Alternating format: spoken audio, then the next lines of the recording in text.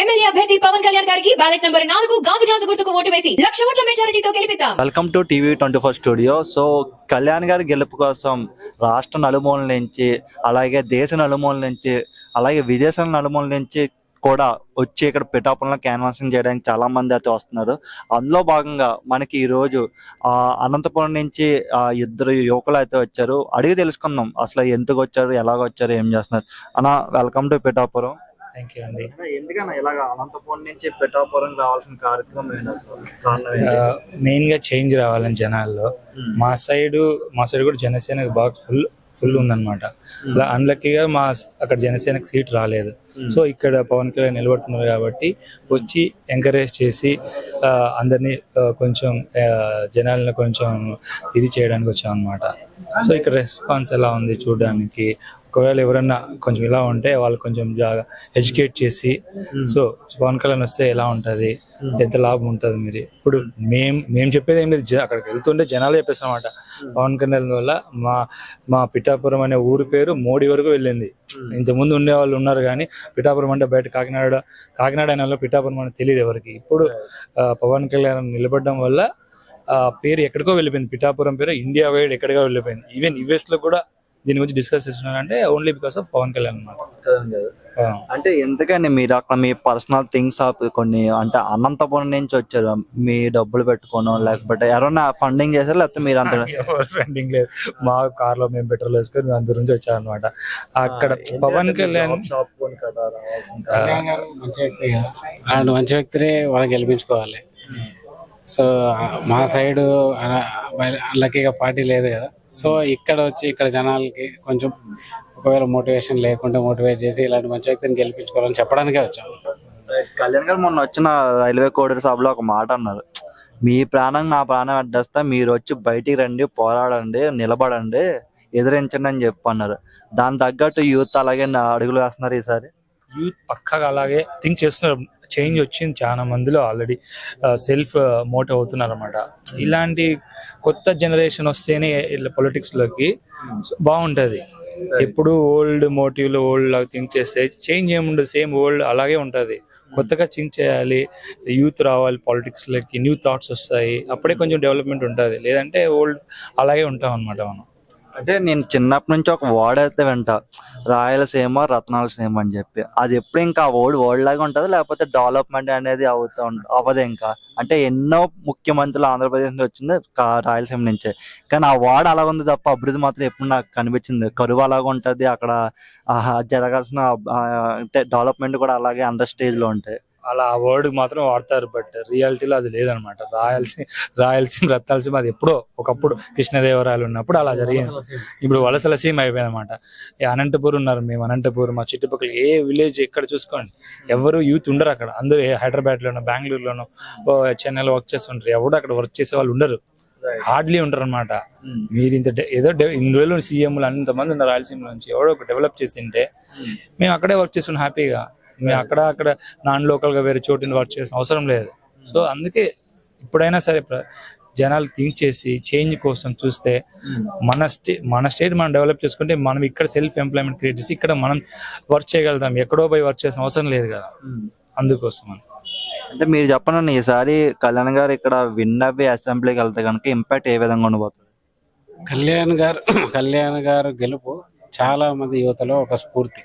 అంటే ఆయన వెళ్ళి ఆయన వాయిస్ అసెంబ్లీలో వినిపిస్తే ఎంతో మంది యువత ఇంకా బయటకు వచ్చి పవన్ కళ్యాణ్ గారి ఐడియాలజీ ఆయన ఏ విధంగా ముందుకు తీసుకెళ్తుందో దాన్ని చూసి చాలా మంది యువత ఇంకా బయటకు వచ్చి కొత్త తరం రాజకీయం చూస్తామని అనుకుంటున్నాం.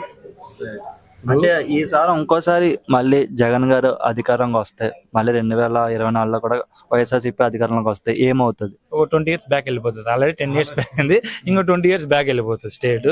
ఇంకా ఉండాల్సిన అవసరం లేదు, ఆంధ్రప్రదేశ్ లో ఉండాల్సిన అవసరం లేదు. జనాలు పర్టికులర్ యూత్ ఏం ఉండదు, ఇంకా అదే పథకాలు ఇచ్చుకుంటా 5,000 10,000 ఇచ్చుకుంటారు, దాన్ని చూసుకుంటుంటారు జనాలు. అంటే ఈ లాస్ట్ 5 years లో అభివృద్ధి చేయలేకపోయారు, బట్ నెక్స్ట్ 5 years లో చేస్తా అని చెప్పన్నారు. మెగా టీఎస్సీ కానీ లేకుంటే జాబ్ క్యాలెండర్ కానీ ఇస్తారని చెప్పాను. దానివల్ల ఇచ్చేవాళ్ళంటే ఇప్పటికి ఎప్పుడో ఇచ్చేవాళ్ళు, దాన్ని మళ్ళీ నెక్స్ట్ పోస్ట్ పోన్ చేసిన అవసరం లేదు కదండి. ఇచ్చేవాళ్ళు ఎప్పుడో ఇచ్చేవాళ్ళు, అది మరి సేమ్ అదే మళ్ళీ వచ్చినా మళ్ళీ అదే ఉంటుంది. ఆ పథకాల మీదే బేస్డ్ అయ్యి ఉంటే మనకి ఎప్పుడు డెవలప్మెంట్ ఉండదు. డెవలప్మెంట్ కావాలి యూత్కి. సో అది లేనప్పుడు వేస్ట్. ఇంకా ఏదైనా సరే ప్రభుత్వం మారడం కంపల్సరీ. ఇప్పుడు పవన్ కళ్యాణ్ గారు ఉన్నారు. మనం ఎప్పుడైతే రాజకీయ నాయకుడు డబ్బులు ఖర్చు పెట్టకుండా గెలుస్తాడో వాళ్ళు డెవలప్మెంట్ గురించి ఆలోచిస్తారు. నువ్వు 10 కోట్లు 100 కోట్లు అని ఖర్చు పెట్టుకుంటే ఆ ఖర్చు పెట్టిన డబ్బులు వాడు రికవర్ చేసుకోవాలనుకుంటాడు, కానీ డెవలప్ ఎందుకు చేస్తాడు? అది ఫస్ట్ జనాలు ఆలోచించాలి ఎప్పటికైనా. ఎలక్షన్ కమిషన్ ఒక రూల్ పెట్టుకుంది కదా, అంటే ఎలక్షనరింగ్ కోసం డబ్బులు ఖర్చు పెట్టుకోవచ్చు అని చెప్పి. ఎంత 90 lakhs పెట్టింది. 90 lakhs మనం ఎంత ఖర్చు పెడుతున్నాము? 90 crores కూడా పెట్టే ఆల్రెడీ ఉన్నారు. 90 crores ఉన్నారు. 90 crores కూడా పెట్టే వాళ్ళు ఉన్నారు. 90 crores అంటే మనకు ఒక మండలంలో ఉన్న చాలా ప్రాబ్లమ్స్ క్లియర్ చేయొచ్చు, కానీ చేస్తారనమాట. సో అట్లా కూడా ఉన్నారు. అలాంటి వాడు నీకు ప్రజలకి ఏం డెవలప్ చేస్తాడు? అంది పిఠాపురంలోనే ఓటుకు 1,00,000 ఇచ్చి కొందాం అన్న థాట్లో ఉన్నారు. 1,00,000 ఇచ్చి కొంటే 90 కోట్లు ఎందుకు అవ్వదు అపోజిషన్?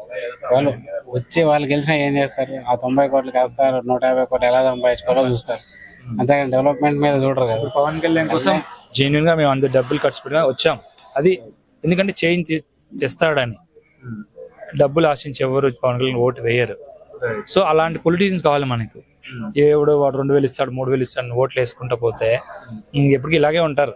వేరే ఏం ఎక్స్పెక్ట్ చేయొద్దండి జనాలు. యూత్కి మెసేజ్ ఏమి చేయాలనుకుంటున్నానంటే, మనం ఇక్కడ డెవలప్మెంట్ గురించి ఆలోచించాలి. ఫస్ట్ పథకాల గురించి ఆలోచించకూడదు. డెవలప్మెంట్ ఉండి మనకి ఇక్కడ ఎంప్లాయ్మెంట్ ఉంటే మనం మన స్టేట్లోనే మన దీంట్లోనే వర్క్ చేసుకోవచ్చు. ఏ బెంగళూరుకో ఏ హైదరాబాద్కో ఏ చెన్నైకో వర్క్ చేయాల్సిన అవసరం లేదు. సో మనకి డెవలప్మెంట్ చేసే వాళ్ళకి ఓటు వేయాలి. పథకాలు బేస్ చేసుకుని ఓట్లు వేస్తే ఎప్పటికైనా మీరు బ్యాక్వర్డ్గానే ఉంటారు, వెనక పడిపోతారు. అది ఆలోచించాలి. మాది రాయలసీమ. మన రాష్ట్రంలో ఉద్యోగాలు లేక మేమంతా హైదరాబాద్ పోయి వర్క్ చేసుకోవాల్సి వస్తుంది. మాలాంటి యువతే కాదు, మా ఊర్లో వాళ్ళు కూడా ఉద్యోగాలు లేక ఉపాధి లేక చాలామంది బెంగళూరుకి వెళ్ళి వలసలు వెళ్ళిపోయి అక్కడే పని చేసుకుంటున్నారు. అలా కాకుండా మన రాష్ట్రంలో మనకు ఉద్యోగాలు కల్పిస్తే, ఉపాధి కల్పిస్తే ఇక్కడే ఉండి మన యువత అంతా మన ఊర్లో మనం పని చేసుకొని మన రాష్ట్రాన్ని మనమే అభివృద్ధి చేసుకోవచ్చు. మనం ఎక్కడ పని చేసి ఎవరికో ట్యాక్సీలు కట్టి వేరే రాష్ట్రాలు అభివృద్ధి చేస్తున్నాం, కానీ మన రాష్ట్రాన్ని మనం అభివృద్ధి చేసుకోలేకపోతున్నాం. ఉద్యోగాలు కల్పించాలి. అప్పుడే యువత అంతా ఒక నెక్స్ట్ స్టేజ్ అంటే కొంచెం బాగుపడతారు. సో ఇది ఆలోచించండి యువత ఒకసారి. మీరు ఓటు కంపల్సరీగా కూటమికి, జనసేన అయితే జనసేన, టీడీపీ అయితే టీడీపీ, బీజేపీ అయితే బీజేపీ, కూటమికి ఓటేసి యువత ఎస్పెషల్లీ మీ ఓటు వృధా చేసుకోకుండా మంచి అభ్యర్థులకు ఓటేసి ఖచ్చితంగా మన రాష్ట్రాన్ని అభివృద్ధి పథంలో నడిపించాలని కోరుకుంటున్నాను. నేను ఇంజనీరింగ్ కంప్లీట్ చేశానండి ఇక్కడ చెన్నైలోని. జాబ్ పర్పస్ నేను ఇక్కడ మన ఆంధ్రలో ట్రై చేద్దామంటే అప్పుడు మన ఉమ్మడి రాజధాని ఉండడంలో నేను హైదరాబాద్లో నాకు ఉద్యోగం రావడం జరిగింది. నేను సంపాదించిన ప్రతి రూపాయి అక్కడే ఖర్చు పెట్టడం జరిగింది. ఒక బండి కొనుక్కున్న, ఒక కారు కొనుక్కున్న, దానిలో వచ్చే ప్రతి ట్యాక్స్ కూడా అక్కడే దానికే వెళ్ళడం జరుగుతుందండి. మనం వాడే చిన్న సోప్ కొనుక్కున్న, మనం తినే తిండి మొత్తం పెట్రోల్కి ప్రతి దాంట్లో ట్యాక్స్ కూడా మనకు తెలంగాణ గవర్నమెంట్కి కడతాం. ఎందుకని మనం అలా కట్టాల్సి వస్తుంది? మన రాష్ట్రం అభివృద్ధి చెందలేదు, మన రాష్ట్రంలో క్యాపిటల్ లేదు, మన రాష్ట్రంలో ఉద్యోగాలు లేవు, మన రాష్ట్రంలో ఉపాధి అవకాశాలు లేవు, మన రాష్ట్రంలో కంపెనీలు లేవు, ఐటీ డెవలప్ చేయలేదు. ఒక ఐటీ మనిషి నుండి ఐటీ గురించి మాట్లాడమంటే బొబ్బట్ల గురించి ఎంఓఎల్ చేసుకున్నాం, పచ్చళ్ళ గురించి ఎంఓఎల్ చేసుకున్నాం అని మాట్లాడుతున్నారండి.